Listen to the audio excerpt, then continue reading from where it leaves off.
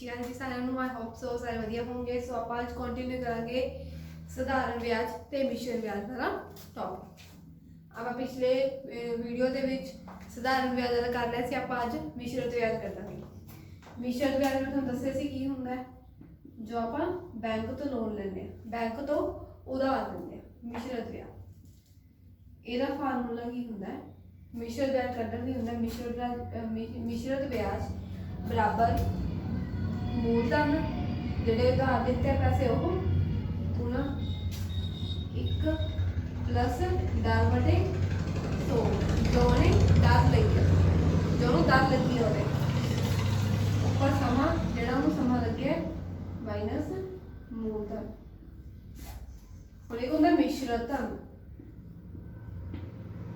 ਮਿਸ਼ਰਤ ਧਨ ਕੱਢਣ ਲਈ ਕਹਿ ਦਿੰਦਾ ਕਈ ਵਾਰੀ ਵੀ ਉਹਨੇ ਕਿੰਨੀ ਅਮਾਉਂਟ ਲਈ है ना, तो वो आ जाता है मूलधन गुणा 1 प्लस दर बटे 100 समा। ठीक है, मूलधन 1 प्लस दर बटे 100 होल पावर समा माइनस मूलधन। मिश्रित धन बराबर होता मूलधन गुणा 1 प्लस दर बटे 100 दी पावर समा। ਇਹ ਹੁੰਦੇ ਨੇ ਇਹਦੇ ਫਾਰਮੂਲੇ।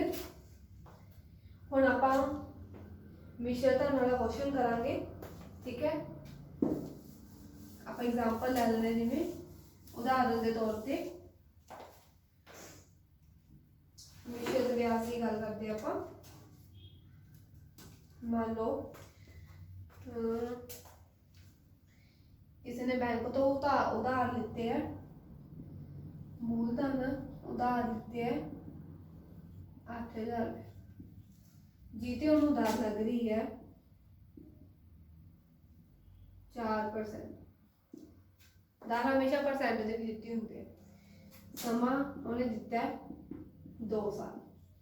बैंक ने तुसी ਇਹਦਾ मिश्रित ब्याज पता करना किवें करोगे।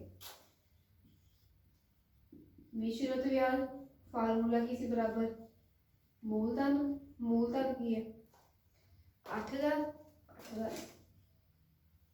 गुणा 1 प्लस दर बटे 2 दी पावर स्क्वायर -1 इसलिए लिखे क्योंकि मैं मूलधन कॉमन कर लिया बाहर।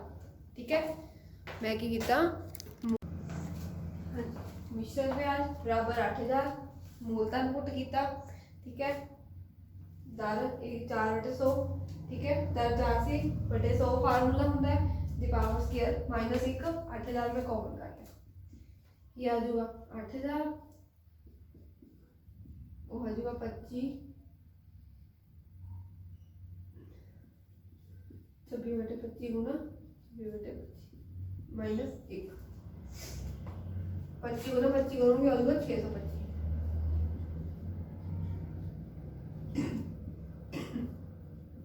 आ गया 625 आ गया 625। इधर आ जाएगा -625 26 9 कर दो 6 12 15 2 के 12 2 2 4 1 5 जो आ गया 676। हम इन्हों अगे ओपन कर लो 8000 गुणा होगा माइनस करोगे 6 च 5 कटे 1 51 बटे 625। मेरे 5 से कट लो 5 1 5 5 2 10 5 5 25 125 5 1 15 5 15 3 25 1600 5 2 10 5 25 5 3 15 320 आ गया 5 5 25 ये 64 से चला गया। अगे तो कट्टिया नहीं जाता 64 गुणा ये आ गया थोड़ा 64 गुणा 51 बटे 5 कट्टिया नहीं जाता नहीं अगे बस इसे मल्टीप्लाई करके 5 से भाग कर दो 64 ਨੂੰ 51 से मल्टीप्लाई कर दो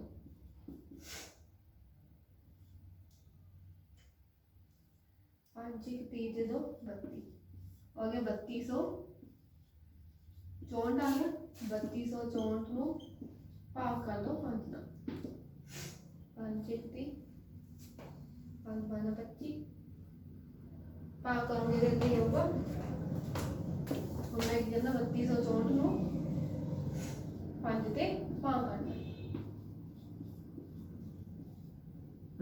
5 5 25 14 5 2 10 4.0 5 8 4 कितना आ गया 65 2 652.8 एक ही आ गया थोड़ा मिश्रित ब्याज आ गया देखो ਇਹਦਾ ਮੈਂ ਆਪਦੇ ਕੋਲ ਐਗਜ਼ਾਮਪਲ ਲਈ ਸੀ ਪੁਆਇੰਟਾਂ 'ਚ ਵੀ ਆ ਸਕਦਾ ਇਹ ਨਹੀਂ ਸੋਚਣਾ ਵੀ ਸਾਡਾ ਪੁਆਇੰਟਾਂ 'ਚ ਆ ਗਿਆ ਉਹ ਪੁਆਇੰਟਾਂ 'ਚ ਵੀ ਆ ਸਕਦਾ ਹੈਗਾ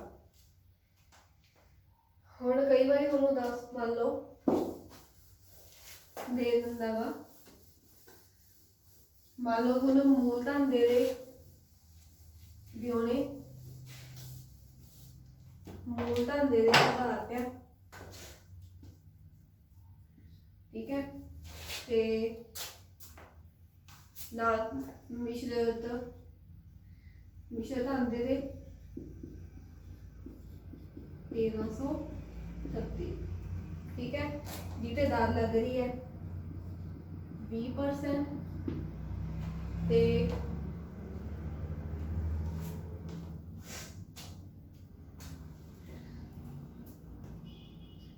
वो ਤੁਹਾਨੂੰ ਸਮਾਂ ਦੇ ਰਿਹਾ 2 ਸਾਲ ਦਾ जमा दे रहे हो 2 साल दे रहे तुसी पता की करना है तुसी समा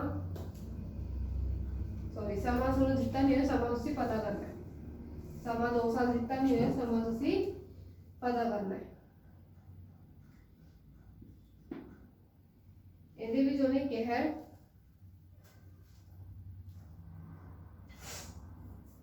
ਜਦੋਂ ਛਿਮਾਹੀ ਹੋਵੇ ਵੀ ਇੰਨੇ ਮੂਲਧਨ ਤੇ ਮਿਸ਼ਰ ਵਿਆਜ ਇੰਨਾ ਹੋ ਰਿਹਾ ਇੰਨੀ ਦਰ ਦੇ ਨਾਲ ਤਾਂ ਜੇ ਸਮਾਂ ਜੇ ਛਿਮਾਹੀ ਹੋਵੇ ਮਿਸ਼ਰਤ ਵਿਆਜ ਤੇ ਜਦੋਂ ਕੀ ਕਹਿੰਦਾ ਕੀ ਛਿਮਾਹੀ ਹੋਵੇ ਉਹ ਕਹਿ ਰਹੇ ਇੱਥੇ ਕਿ ਉਹਦਾ ਵਿਆਜ ਛਿਮਾਹੀ ਹੋ ਜੇ ਜਦੋਂ ਛਿਮਾਹੀ ਕਵੇ ਨਾ ਤਾਂ ਹਾਫ ਹੋ ਜਾਂਦਾ ਹਨਾ ਹਾਫ ਈਅਰਲੀ ਕਹਿ ਦਿੰਦੇ ਆ ਉਹਨੂੰ आधा महीना हाफ ईयरली छिमाही ठीक है तो उदों की हुंदा जदों छिमाही लिखिया होवे तां जेहड़ी दर हुंदी है अद्धी हो जाती हुंदी है हो जाती है 10% ते समा की हुंदा जो हाफ कह रहे ना तां जेहड़ा समा हुंदा जदों छिमाही कवे तां समा तुसीं मान लेना कि 2t है बस ਤੁਹਾਨੂੰ ਮੈਂ ਮਿਸ਼ਰਤਾ ਨਾਲ ਫਾਰਮੂਲਾ ਲਿਖਾਇਆ ਸੀ ਕੀ ਹੁੰਦਾ ਬਰਾਬਰ मिश्रत धन बराबर मूलधन गुणा 1 प्लस 10/100 की पावर समा हुण ये भी दिता है 1331 मूलधन कितना 1000 1 प्लस दर कितनी है 10/100 और 0 नाल 0 कैंसल और 2t 1000 इधर आ जाऊगा 1000 भाग दे विच ਉਹ ਕੀ ਆ ਗਿਆ 11/10 ਦੀ ਪਾਵਰ 2t ਦੇਖੋ ਹੁਣ ਇਹਨਾਂ ਦਾ ਆਪਾਂ ਨੂੰ ਬਰਾਬਰ ਪਤਾ ਲੱਗ ਜਾਂਦਾ ਵੀ ਇੱਥੋਂ ਪਤਾ ਲੱਗ ਜਾਂਦਾ ਕਿਵੇਂ ਪਤਾ ਲੱਗਦਾ ਕਿ ਦੇਖੋ ਜਿਹੜੀ ਇਹ ਚੀਜ਼ ਬਣ ਰਹੀ ਹੈ ਨਾ ਇਹਦਾ ਹੀ ਕੁਝ ਨਾ ਕੁਝ ਬਣਦੀ ਹੋਈ ਕਿਉਂ ਵੀ ਆ ਸਕੁਅਰ ਬਣਦੀ ਹੋਊਗੀ ਵੀ ਜਦ ਤੱਕ ਸਕੁਅਰ ਬਣਦੀ ਹੋ ਹੁਣ ਸਕੁਅਰ ਕਰੀਏ 121 ਬਣਦਾ 121 ਨੂੰ 11 ਨਾਲ ਗੁਣਾ ਕਰਕੇ ਦੇਖੋ ਪਤਾ ਲੱਗ ਜੂ ਵੀ ਕਿਉਂ ਬਣਦੀ ਹੈ ਕਿ ਨਹੀਂ ਬਣਦੀ बन गई ना 1331 मतलब 11/10 दी की बनती है क्यूब बनती है तो ये तो कैंसिल हो गया बराबर की आ गया 3 = 2t समा की आ गया 2/3/2 बस समा पता करना सी समा आ गया थोड़ा ठीक है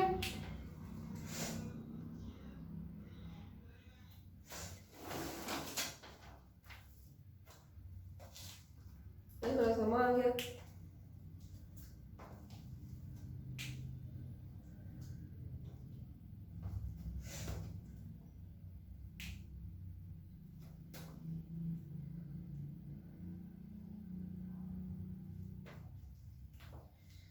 ਹੁਣ ਇੱਕ ਕੁਐਸਚਨ ਤੁਹਾਡੇ ਲਈ ਛੱਡ ਰਹੀ ਹਾਂ, ਠੀਕ ਹੈ। ਮੰਨ ਲਓ ਇੱਥੇ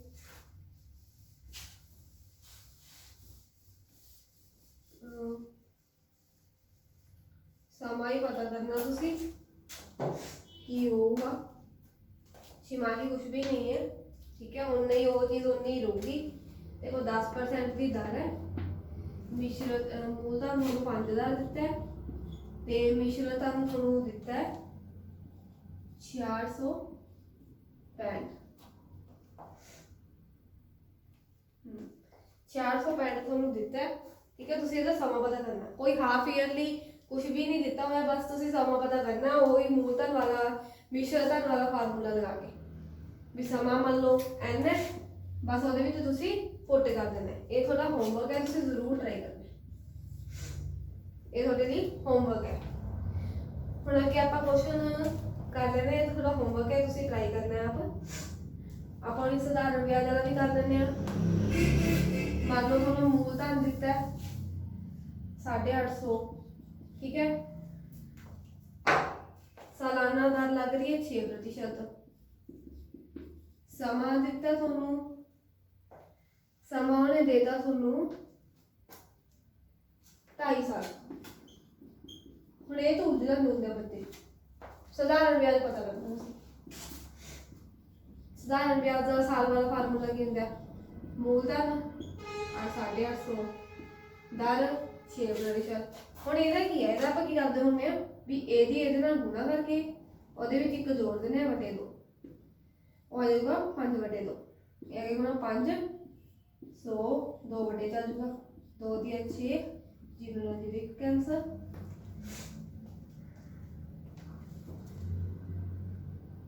5 1 5 5 2 10 हो 3 5 15 3 8 24 25। वो आ जाऊगा 255 ਨੂੰ ਕੱਢ ਲਓ 2 ਤੇ ਭਾਗ 2 ਨੂੰ 4 15 2 7 14 1.0 2 5 10। वो आ जाऊगा 127.5, ਜੋ ਕਿ ਅੱਗੇ ਤੁਹਾਡਾ ਸਧਾਰਨ ਹੋਇਆ। ਬੱਚੇ ਕੀ ਇਹਦੇ ਵਿੱਚ ਉਲਝ ਜਾਂਦੇ ਨੇ, ਸੋ ਇਹਦੇ ਵਿੱਚ ਉਲਝਣ ਵਾਲੀ ਕੋਈ ਗੱਲ ਨਹੀਂ ਹੈ। जो होमवर्क दिता है वो भी तुसी ट्राई कर लियो। ਇਹਦੇ ਵਿੱਚ ਹੀ ਮੈਂ ਤੁਹਾਨੂੰ ਕੁਐਸਚਨ ਦੇ ਦੇਣੀ ਆ। ਮੰਨ ਲਓ ਇੱਥੇ ਉਹਨੇ 1000 ਰੁਪਏ ਦਿੱਤੇ, ਠੀਕ ਹੈ। ਦਰ ਉਹਨੂੰ ਲੱਗੀ ਹੈ 4%।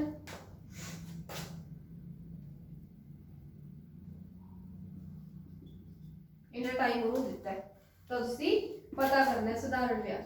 ਸਧਾਰਨ ਵਿਆਜ ਕੀ ਹੋਊਗਾ ਉਹ ਤੁਸੀਂ ਪਤਾ ਕਰਨਾ। ਤੁਹਾਡਾ ਹੋਮਵਰਕ ਹੈ, 2 ਕੁਐਸਚਨ ਤੁਸੀਂ ਜ਼ਰੂਰ ਟਰਾਈ ਕਰਨੇ ਆ। ਅੱਗੇ ਜੋ ਵੀ ਟੌਪਿਕ ਹੈ ਸਾਡਾ ਆਪਾਂ ਨੈਕਸਟ ਵੀਡੀਓ 'ਚ ਕੰਟੀਨਿਊ ਕਰਾਂਗੇ। ਆਈ ਹੋਪ ਸੋ ਤੁਹਾਨੂੰ ਸਮਝ ਆ ਗਿਆ ਹੋਵੇਗਾ। ਸੋ ਆਪਾਂ ਅਗਲਾ ਟੌਪਿਕ ਅਗਲੇ ਵੀਡੀਓ 'ਚ ਕੰਟੀਨਿਊ ਕਰਾਂਗੇ। Thank you so much.